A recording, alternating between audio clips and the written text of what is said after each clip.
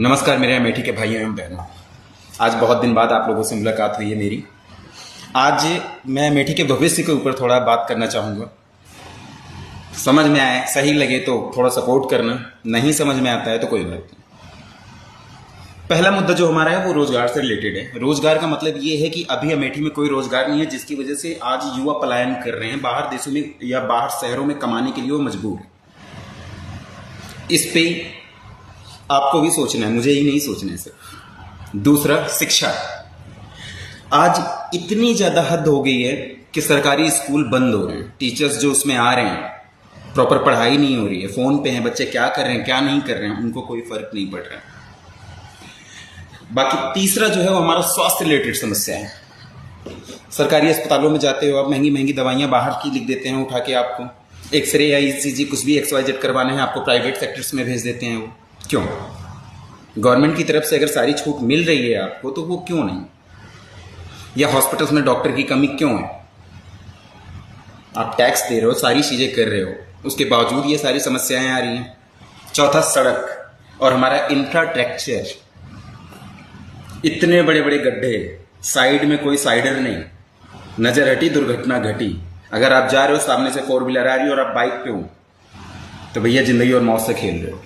खड़े हो जाओ, जगह देख के खड़े हो जाओ, क्योंकि सड़क इतनी बड़ी नहीं है कि आप वहां सेफ हो।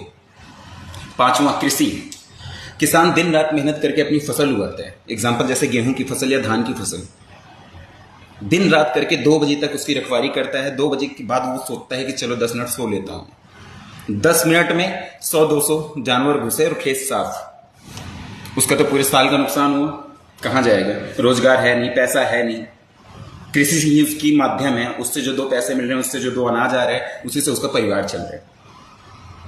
लेकिन इस पर किसी को बात नहीं करनी है, मत करो। मेरा काम है आपको जागरूक करना। छठा, सबसे बड़ा रीजन पलायन। देखो, किसी भी राज्य, किसी भी देश या किसी भी गांव या किसी भी जिले को बनाने के लिए वहां पब्लिक होनी बहुत जरूरी है। अगर वहां पे रोजगार है तो वो निखरता है, निखर के ऊपर आता है, क्योंकि वो मेहनत करेंगे, ग्रोथ होगी, इकोनॉमी जनरेट होगी वहां पे। लेकिन रोजगार ही नहीं है, कोई बात ही नहीं करना चाहता। मत करो, मत करो। इससे मेरा कोई नुकसान नहीं है, आपको लगता है आपका भी कोई नुकसान नहीं है।